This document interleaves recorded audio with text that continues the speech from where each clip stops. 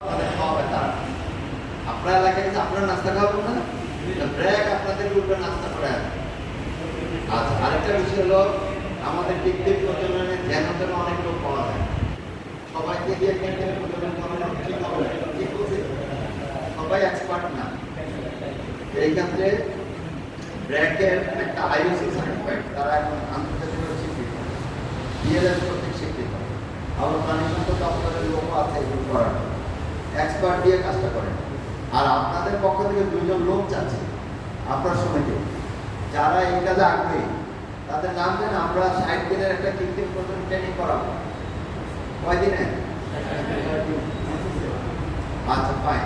আপনাদের এই হয়তো 25 তারিখটা শুরু হবে ট্রেনিং, এই ইয়াতেই হবে, এই যে টাঙ্গাইল ধনবাড়ি আপনাদের কাছে, ওখানে সব খামার আছে, ওখানে ট্রেনিং হবে। তাহলে এই ট্রেনিংয়ে আপনারা ইনশাল্লাহ আশা করি ডাক্তার হয়ে বেরোতে পারবেন, বা ডাক্তার না প্রাইমারি চিকিৎসা এবং কৃত্রিম প্রজননটা বুঝে আসবে। তাহলে আপনার কাজ হবে এই যে আপনাদের ঘরে ঘরে এই সেবাটা দেওয়া।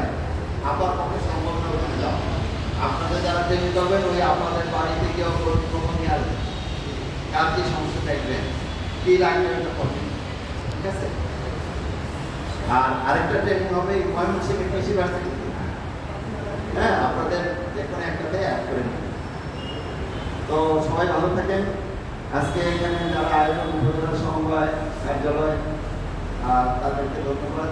এখানে বিশেষ অতিথি হিসাবে, আসলে বিশেষ অতিথি না, আমার মতে উনি প্রধান অতিথি, আমাদের বিভাগীয় জয়েন্ট রেজিস্ট্রার, হ্যাঁ, নিয়ম মোতাবেক উনি প্রধান অতিথি হন যেহেতু বিভাগের প্রধান।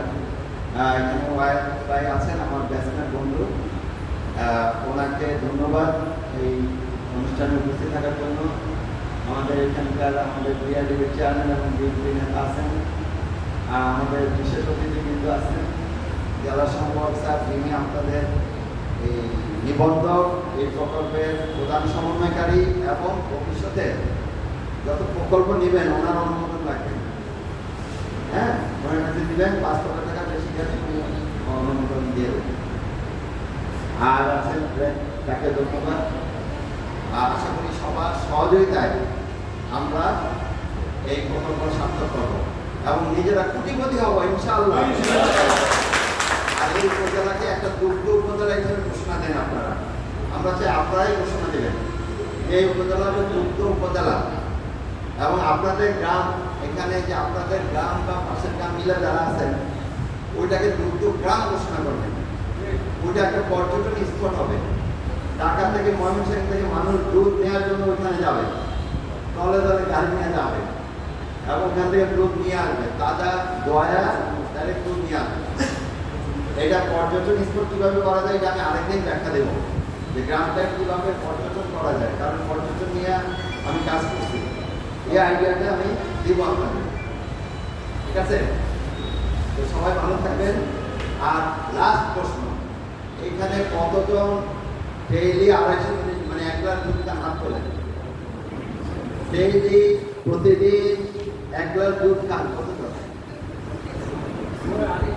এটা খুব আপনার সব পারবো না, হ্যাঁ, বুঝছেন? ডেইলি 1 গ্লাস দুধ খাইতে হবে কমপক্ষে, এবং আপনাদের যারা বাচ্চারা আছেন তাদেরকে দুধ খাওয়াতে হবে, ঠিক আছে? এবং সামনে আমরা প্রোগ্রামে নিব, দুধ খাওয়ার পর আলাদা প্রোগ্রাম আসতেছে, আপনাদের উদ্যোগে এটা করবো। আশা করি ভালো থাকেন। আর সব শেষ কথা হচ্ছে, আপনারা একটা মহৎ কাজ করছেন। মহৎ কাজ কেন? বুকজাত প্রাণী, গরু কথা বলতে পারে না, পারে? তার ভাষা আপনাকে বুঝতে হবে। এই প্রাণীটাকে যদি সেবা করেন, এর দোয়া আপনার কাজে লাগবে। আমরা জানি না এখানে কতজন নামাজি আছেন, আদৌ নামাজ কবুল হয়েছে কিনা আপনি জানেন? জানেন না। এই প্রাণী সেবা করলে ওর দোয়া আল্লাহর কাছে চলে যাবে। আপনার বাবা মার সেবা করবেন, দোয়া আল্লাহর কাছে চলে যাবে। আর বুকজাত প্রাণীর সেবা করবেন, এর দোয়াও কাজে লাগবে। গাছও ইবাদত করে, প্রতিটা প্রাণী আল্লাহর সৃষ্টি ইবাদত করে।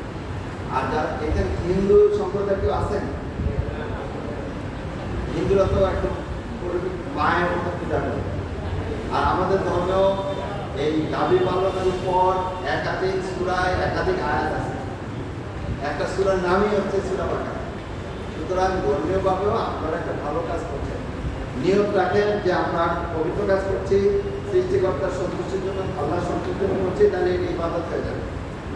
ঠিক আছে?